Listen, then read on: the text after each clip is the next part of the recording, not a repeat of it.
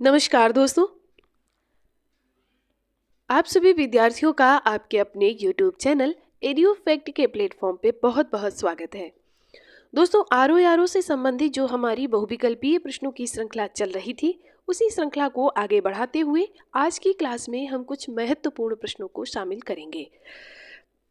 तो आइए देखते हैं कि आज की क्लास में कौन कौन से ऐसे महत्वपूर्ण प्रश्नों को शामिल किया गया है। दोस्तों, पहला प्रश्न है, डूरंड आयोग की स्थापना किस वर्ष हुई थी? तो डूरंड आयोग की जो स्थापना हुई थी वो 1893 में हुई थी, याद रखिएगा। अगला प्रश्न है, प्रमुख बौद्ध तीर्थ स्थलों में से कौन सा सुमेलित नहीं है? कौन सा सुमेलित नहीं है? तो सिरपुर छत्तीसगढ़, भरूच मध्य प्रदेश, कुशीनगर उत्तर प्रदेश, वज्रगिरी कर्नाटक में नहीं है, वज्रगिरी उड़ीसा में है, याद रखिएगा। वज्रगिरी कहाँ पर है? तो आप बताइएगा कि उड़ीसा में है। अगला प्रश्न है, कर्क रेखा इनमें से किस राज्य से होकर गुजरती है? तो कर्क रेखा जो गुजरती है वो त्रिपुरा से होकर गुजरती है। 1487 में बार्थोलोम्यू डियाज अफ्रीका के दक्षिणी सिरे पर पहुंच गया था। तब उस स्थान को केप ऑफ गुड होप कहा गया। वह किस देश के नागरिक थे? तो वो पुर्तगाली नाविक थे, याद रखिएगा। अगला प्रश्न है, इनमें से गलत विकल्प का आपको चयन करना है। तो गलत विकल्प कौन सा है? विश्व बौद्धिक संपदा संगठन 1967 में इसका गठन किया गया था। इसके बाद में संयुक्त राष्ट्र विकास कार्यक्रम की जो स्थापना हुई थी वो 1965 में हुई थी। उत्तरी अटलांटिक संधि संगठन की जो स्थापना हुई थी वो 1950 में हुई थी। और दक्षिण पूर्व एशियाई संघ की जो स्थापना हुई थी वो 1969 में नहीं, जबकि 1967 में हुई थी। ये याद रखिएगा। अगला प्रश्न है, इनमें से कौन सा विद्रोह 1857 के बाद में हुआ था? तो जो जेलिया यांगरंग आंदोलन था ये 1857 के बाद में हुआ था। 1857 की जो क्रांति हुई थी उसके बाद में ये विद्रोह हुआ था। प्रोटीनों का पाचन मानव शरीर के किस अंग से शुरू होता है? तो ये आमाशय से शुरू होता है, याद रखिएगा। अगला प्रश्न है, कौन सा जलप्रपात घाट प्रभा नदी पर स्थित है? तो गोकाक जलप्रपात जो है वो घाट प्रभा नदी पर स्थित है, याद रखिएगा। भारतीय संविधान की विशेषता आपातकाल के दौरान मौलिक अधिकारों का निलंबन किस देश से लिया गया है? तो ये लिया गया है जर्मनी से, याद रखिएगा। अगला प्रश्न है, डोलू कुनीथा किस दक्षिणी राज्य का प्रसिद्ध पारंपरिक लोक नृत्य है? तो ये है कर्नाटक राज्य का। अगला प्रश्न है, सुगौली की संधि 1816 में किसके मध्य हुई थी? तो ये हुई थी आंग्ल नेपालों के मध्य में, याद रखिए, यानी अंग्रेज और नेपाली के मध्य में हुई थी सुगौली की संधि। अगला प्रश्न है, किस राज्य को 1818 में लॉर्ड वेलेजली की सहायक संधि के तहत शामिल नहीं किया गया था? तो ये सिंधिया को नहीं किया गया था, क्योंकि सिंधिया और जो थे ये अंग्रेजों के समर्थन में थे, या कहें कि ये अंग्रेजों के पत्ताचाटी करते थे। बाकी लोग जो थे, चाहे वो जोधपुर हो, माचेरी हो, बूंदी, नरेश हो, ये सभी अंग्रेजों के खिलाफ रहते थे। तो आप कहीं भी सिंधिया का आ जाए तो याद रखिएगा कि सिंधिया का हमेशा अंग्रेजों के साथ समर्थन ही रहा है, चाहे वो 1818 में हो, चाहे वो 1857 में हो, कभी भी हो, सिंधिया हमेशा भारतीयों के विरोध में और अंग्रेजों के समर्थन में ही रहे हैं। अगला प्रश्न है, कौन सा भारतीय राज्य म्यांमार की सीमा को स्पर्श करता है?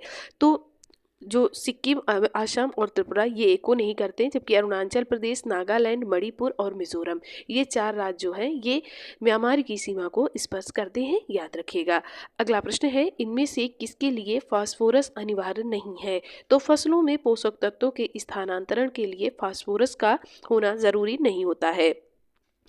इनमें से किस पुराण की रचना मिथिला क्षेत्र में की गई थी? तो जो गरुड़ पुराण है इसकी जो रचना हुई थी ये मिथिला क्षेत्र में हुई थी। अग्नि पुराण की रचना बंगाल में हुई थी, बंगाल में।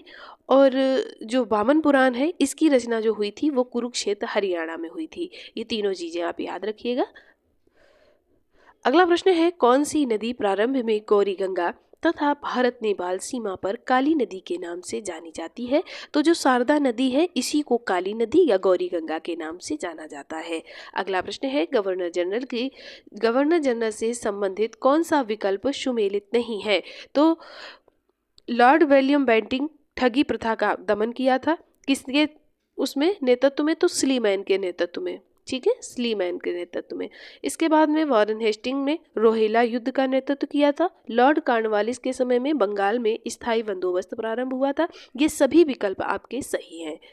अगला प्रश्न है, इनमें से गलत विकल्प का आपको चयन करना है। ठीक है, तो सहारनपुर उत्तर प्रदेश का सबसे उत्तरी जिला है, बिल्कुल सही बात है। सोनभद्र दक्षिणी जिला है, बिल्कुल सही बात है। ललितपुर पूर्वी जिला है, ये बात गलत है। और शामली उत्तर प्रदेश का पश्चिमी जिला है, ये भी बात बिल्कुल सही है। पूर्वी जिला कौन सा है, तो यहाँ पर आप लिख लीजिएगा, पूर्वी जिला आपका बलिया हो जाएगा। अगला प्रश्न है, पेलाग्रा रोग किस विटामिन की कमी से होता है, तो ये नियासिन की कमी से होता है, याद रखिएगा। अगला प्रश्न है, नियासिन क्या होता है, तो ये B3 होता है, B3। ठीक है, B3, विटामिन B3। इनमें से किसने पार्थ पराक्रम व्यायोग पुस्तक की रचना की थी, तो ये प्रहलादन ने की थी, याद रखिएगा। अगला प्रश्न है, उत्तर प्रदेश राज्य के किस जिले में एक पुरातात्विक स्थल चौपानी मांडो का उत्खनन किया गया है, तो चौपानी मांडो कहाँ पर है, प्रयागराज में। अगला प्रश्न है, इनमें से किसके नेतृत्व में सम्मेलन पत्रिका का प्रकाशन हुआ था, तो पंडित राम नरेश त्रिपाठी जो थे, ये हिंदी के बहुत अच्छे कवि माने जाते हैं। इन्हीं के नेतृत्व में सम्मेलन पत्रिका का प्रकाशन हुआ था। अगला प्रश्न है, इनमें से कौन सा राज्य फसल उत्पादन में प्रथम राज्य नहीं है, तो भिंडी गुजरात में है, मसाला कर्नाटक में नहीं है, मसाला उत्पादन में इस समय जो है वो मध्य प्रदेश हो गया है, याद रखिए। प्याज महाराष्ट्र, आलू उत्तर प्रदेश। अगला प्रश्न है, भौगोलिक संकेतक प्राप्त मिंडोली केला किस राज्य से संबंधित है, तो मिंडोली केला का जो संबंध है वो महाराष्ट्र से है, याद रखिएगा। अगला प्रश्न है, भोपाल में हुई त्रासदी के बाद भारत सरकार ने भारतीय संविधान के किस अनुच्छेद के अंतर्गत पर्यावरण संरक्षण अधिनियम 1986 बनाया था, तो ये बनाया था अनुच्छेद 253 के तहत। ठीक है, याद रखिएगा। अगला प्रश्न है, इनमें से किस शहर में हाल ही में भारत की पहली पैरा बैडमिंटन अकादमी की स्थापना की गई थी, तो ये की गई है आपका लखनऊ में, याद रखिएगा। अगला प्रश्न है, किस यात्री के अनुसार भारत में अकाल नहीं पड़ता था, अकाल नहीं पड़ता था और यहाँ पर दास प्रथा का प्रचलन भी नहीं था, तो ये मेगस्थनीज है। इनकी महत्वपूर्ण पुस्तक इंडिका है और ये चंद्रगुप्त मौर्य के दरबार में आए थे। ये सभी बातें आप चंद्रगुप्त मौर्य के दरबार में आए थे, ये तीनों बातें आप नोट कर लीजिएगा। इन्होंने दास प्रथा का प्रचलन था ऐसी बात से नकारा है, जबकि चाणक्य की जो पुस्तक है अर्थशास्त्र, उसमें दासों का वर्णन किया गया है। ठीक है, तो इसलिए ये क्वेश्चन आपके लिए महत्वपूर्ण हो जाता है। उत्तर प्रदेश राज्य इनमें से किस रामसर स्थल का क्षेत्रफल सबसे अधिक है, तो समसपुर पक्षी अभ्यारण्य, इसका जो क्षेत्रफल है वो सबसे अधिक है। ऋग्वेद का कौन सा मंडल अत्रि ऋषि से संबंधित है, तो 5वां मंडल जो है इसका संबंध अत्रि ऋषि से है, याद रखिएगा। ऋग्वेद में 10 मंडल हैं और 10-28 सूक्त हैं और ये सबसे प्राचीन है। ठीक है, और इसमें मंत्रों का और ऋचाओं का वर्णन किया गया है, याद रखिएगा। ठीक है, अगला प्रश्न है, अशोक का इनमें से कौन सा बृहद शिलालेख भारत के बाहर स्थित है, तो जो मानसेरा शिलालेख है ये भारत से बाहर स्थित है, याद रखिएगा। दोस्तों, ये थी आज की श्रृंखला में शामिल किए गए प्रश्न। आपको ये श्रृंखला कैसी लगी, ये आप हमें कमेंट करके ज़रूर बताइएगा। वीडियो पसंद आया हो तो लाइक करें, दोस्तों के साथ शेयर करें और चैनल को सब्सक्राइब जरूर कर लें। आपका अगर कोई सुझाव है तो वो भी हमें कमेंट बॉक्स में ज़रूर बताइएगा। आप सभी विद्यार्थियों का एक बार दिल से बहुत बहुत धन्यवाद।